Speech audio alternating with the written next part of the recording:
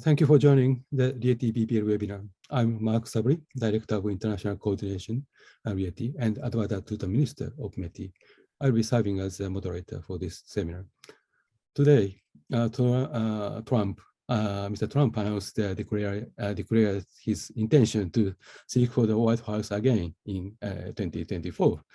And today, we are very truly honored to welcome Mr. Bruce Stokes, who is visiting senior fellow at German Marshall Fund of the United States, and he's close and old related friends and expert of U.S. election system and policy.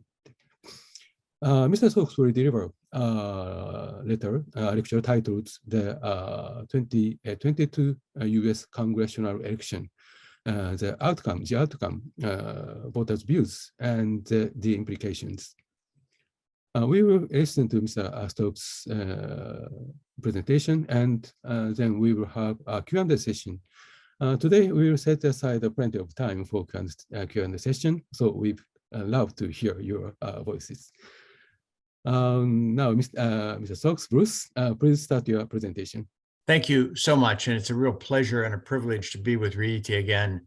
I've had the honor to speak at many of these events, many of them in person. And I'm sorry I can't be with you in person today, but I really have learned so much from your questions and comments after my presentations. So I'm looking forward to that very much. So without further ado, and since Donald Trump has finally finished his hour-long announcement, we can begin our presentation. So let me start by sharing with you some slides that we have about the election, and then we can go to the Q&A. In advance of the election, NBC News asked people what message they wanted to send by their vote. As you can see, those who said they intended to vote Republican focused primarily on economic issues, fixing the economy, curbing inflation, secondarily, making America great again. But Democrats were most likely to say women's rights, which I think was a discussion about abortion, really, and protecting American democracy. I think one of the takeaways from this election is that pollsters and political pundits, the chattering classes, underestimated what people were telling them, that women's rights and protecting democracy were the most motivating issues for the Democrats. And as a result, I think the outcome of the election was, in fact, surprising. It was surprising to me, and it was certainly surprising to a lot of people. Another reason to think that this was going to be a bad election for the Democrats was that when people were asked before the election, do they want a great deal of change in Washington because of this election? A growing number of people over the years have said that. Even back in Clinton's 1994 midterm election, more than a third of people said they wanted a great deal of change. Close to half the people in this election said they wanted a great deal of change. So the assumption was that this was going to be a change election. Probably more significantly, there's a long history of asking people whether they approve or disapprove of the US president. And the experience has been that when a president's approval rating is in the mid to low 40s, and in this Gallup poll, the president was at 44% before the election. On election day, it was at 45%, roughly the same thing. But when the president's approval rating is that low, his party loses an average of 37 seats in one of these midterm elections. And so the assumption was that the president would lose again. The Democrats would lose big time based on that history of what had come before. In the United States, pollsters ask people after they have voted what motivated them to vote, who they voted for, why they voted the way they did. And so we have a good sense of what the sentiment was on election day. As the polls had showed before the election, inflation was the biggest concern of voters on election day. 32% said it was the most important issue to their vote. But notice that abortion was at 27%, not that much lower on people's list of important issues. And also notice that crime and immigration, two issues that the Republicans thought would be in their favor, and they stressed very strongly in the run-up to the election, really did not resonate with voters, many voters at all. It did, I think, resonate in some states, Texas on immigration, crime maybe in New York State. But other than that, those issues that the Republicans stressed in the final days of the campaign did not move voters the way I think the Republicans had anticipated. 1 in 4 voters thought the economy was doing well. Again, you would have thought that this would be a reason to vote against the incumbent party, but as it turned out, it wasn't that way. 6 in 10 voters felt that abortion should be legal in all or most cases. And this certainly was something that was driving, I think, a lot of the votes, especially on the Democratic side, because people were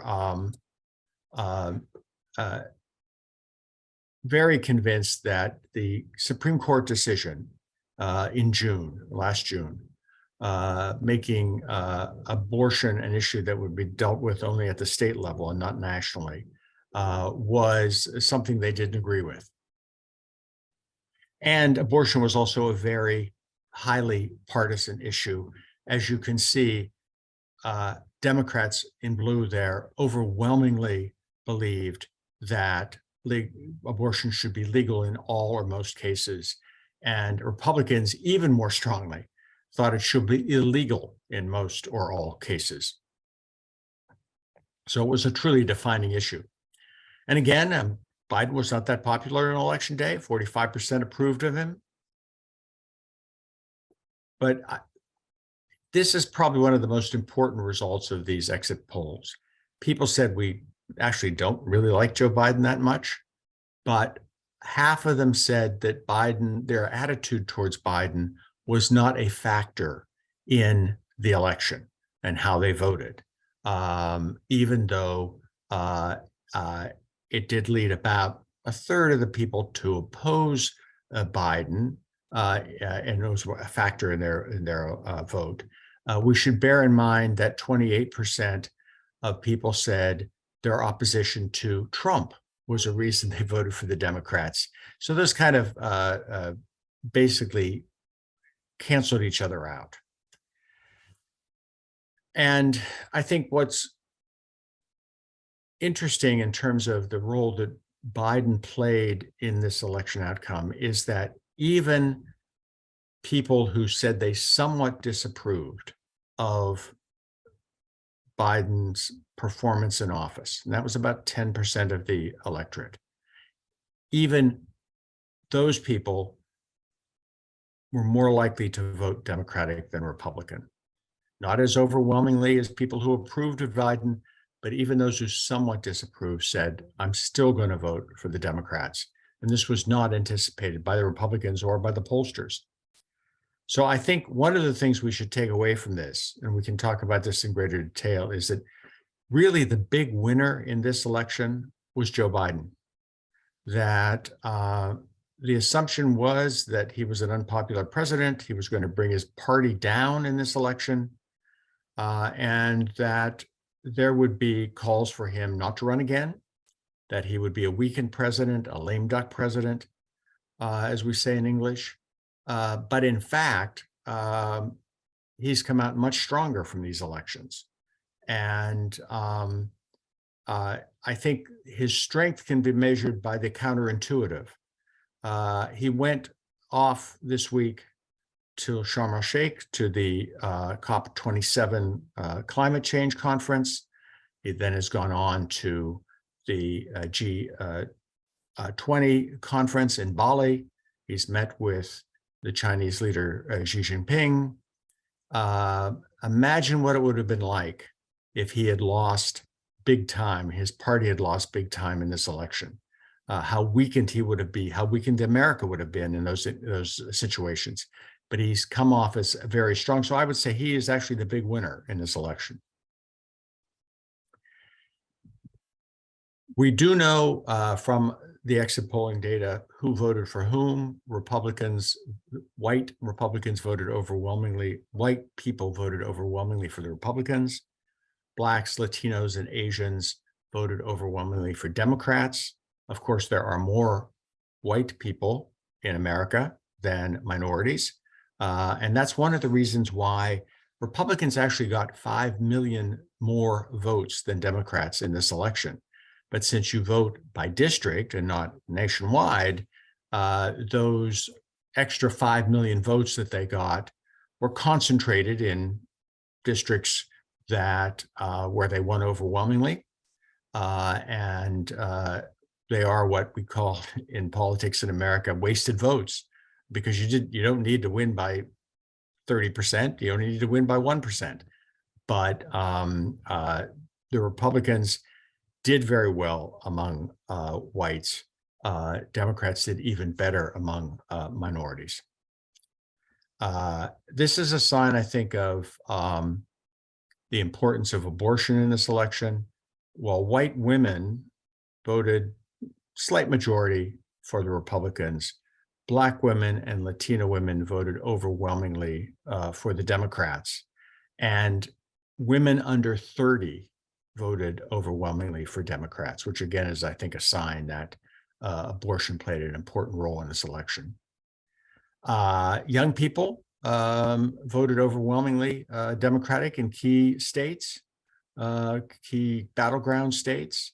But the problem that you still have in American elections is that the youth share of the vote is very small, because voter participation by young people, we don't know the final outcome yet in this election. They're still trying to make an analysis of it, but it was probably well below 40%, which is not that good, certainly, in a democracy, not atypical for an off-year election like this, but still a sign that even though young people vote Democratic in overwhelming numbers, their impact on the outcome of the election is somewhat limited. And again, if you ask people what the big issues were for them as they voted, again, they say it's abortion. But notice that the future of democracy in this country was the single most important factor for 59% of people who voted Democratic in this election. So again, another issue that I think we can consider to be one of the important outcomes of this election was a reaffirmation of American democracy and concern about its future. President Biden gave 2 major speeches in the run-up to the election, arguing that the American democracy was at risk. I must admit, I personally thought maybe he was overdoing it, that it was too abstract of an issue. But these results would suggest that, in fact, people were and are concerned about democracy. Now, I would caution you that those 39%, for example, who voted Republican because they were worried about the future of the democracy, their worry about democracy is different than the worries of the Democrats. Democrats are worried about voter suppression. They're worried about making sure that everyone who's eligible to vote gets to vote. Republicans say in polls that have been done before the election, Their worries about democracy are that the wrong people vote, that people who shouldn't be allowed to vote are voting, that there is some kind of trickery or chicanery around the counting of these votes. So even though there are many Republicans and Democrats who will say that the future of the democracy is a concern for them, they mean totally opposite things. And that's why it's a little hard to interpret or overinterpret this election as an election about the future of democracy, simply because there are opposite views about the dangers facing democracy. Finally, as we look at the results of the election, as many of you probably already know, the Democrats control the Senate now because there are 50 Republicans and 50 Democrats. And in that case, our Constitution says that the vice president, who is a Democrat, gets to cast the tie-breaking vote. So the Democrats control the Senate. Now that we have the results in from every state except Georgia, the Republicans are leading 50-49. I'm sorry, the Democrats are leading 50-49. This is confusing, and my mistake. And with Georgia yet to be determined, the Democrats recently picked up Nevada, and so they have 50. They will continue to control the Senate. We will know there's a runoff in Georgia, and we'll know who will win this election in the first week of December. On one hand, it's an irrelevant election because the Democrats will control the Senate no matter what, even if it's 50-50 again. It is important, though, in our system, because if the Democrats win and they're controlling the Senate 51-49, it means they also control the committees in the Congress. They aren't split down the middle. And this will enable the president to move more judicial appointments, more ambassadorial appointments, things that have been slowed down dramatically in the first 2 years of the Biden administration. But that it won't have that much more of an importance because of what's happening in the House. And this I just updated before we started this session. The Republicans' lead in the House is 217 seats to 204 seats. All they need is 218 seats to gain control of the House of Representatives. Everyone assumes that they will. It's just a matter of time and slow counting in some of these votes in some of these districts. But the Republican majority in the House of Representatives is likely to be 5 or 6 seats at most, which is more or less what the Democrats had for the last 2 years. But the Republicans have a history of having much more trouble recently controlling their majority. Both John Boehner, who was the Speaker of the House, and Paul Ryan, who was the Speaker of the House, lost their jobs because they couldn't control their own majority. Whereas the Democrats, historically, in the last decades or so, have been much more capable of controlling their majority. Nancy Pelosi did a much better job than Boehner or Ryan did. And so the new Speaker of the House, who will likely be Kevin McCarthy from California, a Republican, is going to have his hands full trying to run the House of Representatives when his majority is maybe 3, 4, 5, 6 seats. So expect a lot of political turmoil around this in the new year as issues come up. One of the things we probably should think about is what do we think are some of the consequences of this outcome of this election? One of them is, I think, and we should not underestimate the fact that the the US democracy is increasingly unstable. Between 1952 and 1974, we had 12 elections because, as you know, we have an election for Congress every 2 years, and for a third of the Senate every 2 years, and then a president every 4 years. In the 12 elections between 1952 and 1974, 4 times control of the House, the Senate, and or the White House. In other words, at least one of those, maybe more, changed party hands. So 4 out of 12 elections. In the last 12 elections, including this one we just completed, the change of power has been 10 out of 12. I submit to you that's a degree of instability that is reminiscent of times in Italy, not in times in the United States. And it's not to say that change in democracy is not good. I think change in democracy is very good. But when you are changing between such dramatically disparate political philosophies as the current Republicans and Democrats in the United States, and you are changing 10 out of 12 elections, it does lead to a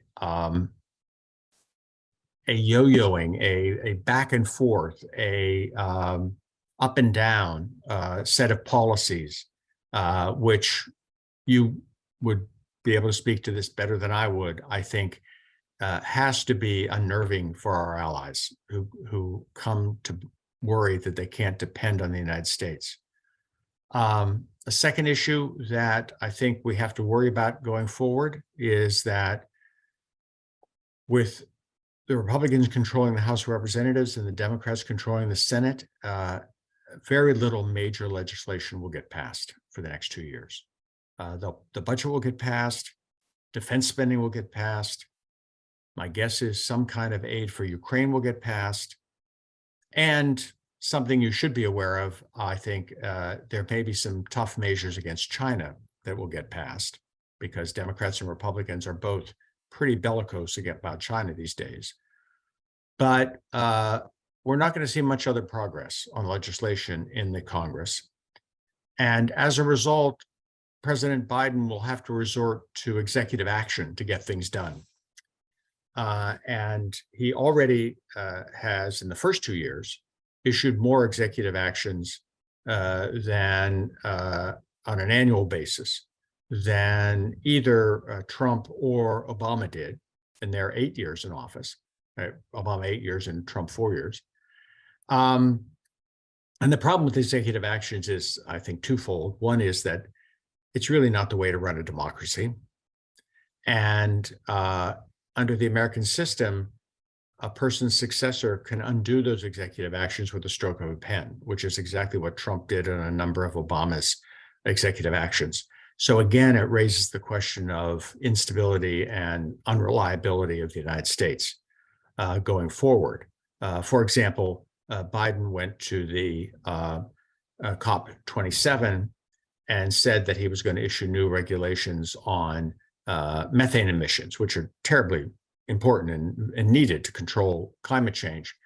Whatever the administration does, if a Republican is elected in 2024, they could be overturned, undone on the first day, just as Trump undid Biden's attempt to control carbon emissions from coal-fired plants when he was president. Another issue I think people need to be worried about and aware of is that the Republican majority in the House has threatened to investigate the Biden administration, various actions of the Biden administration, the pullout from Afghanistan, the handling of immigration. They've promised to investigate Hunter Biden's business dealings, the president's son, which will be a way of raising doubts about supporting Ukraine because many of his allegedly corrupt business dealings were with Ukraine, although no investigations have actually found any of it to be corrupt yet. And they have promised the Republicans in the House have promised to create a select committee on China. And while that may not produce meaningful legislation, it will raise all sorts of issues about the threat posed by China, which I think people like the Japanese and others who have to worry about China and have to worry about American attitudes towards China need to be concerned about. In that regard, also, Kevin McCarthy, the incoming Speaker of the House, has promised to visit Taiwan, as Nancy Pelosi did. We all know how the Chinese reacted to Pelosi's visit. We don't know how they will react to a visit by Kevin McCarthy if he comes, but that could be another flashpoint created by this new political situation in Washington. So there are a number of issues I think we need to be thinking about, worried about. And a final issue is, and I'm sure this will come up in the conversation, is do we think President Biden is going to run for re-election? I think in the wake of the success of the Democratic Party in this election, those chances have gone up. We should bear in mind that the president has said a number of times it is his intention to run again. So I think we have to begin to take him at his word. Obviously, his age will become an issue, but frankly, it's not at all clear who the Democrats would run who could actually have a chance of winning if Biden does not run. And I think Biden appreciates that. He has long said he got into the race in 2020 because he thought he was the only one who could beat Trump, and he did. On the Republican side, Donald Trump, as we mentioned at the beginning, announced tonight he is running again. There's no surprise.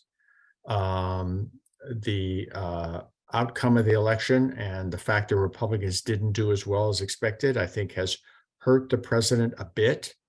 But we should also realize that his core supporters seem to never be dissuaded by anything that happens to him.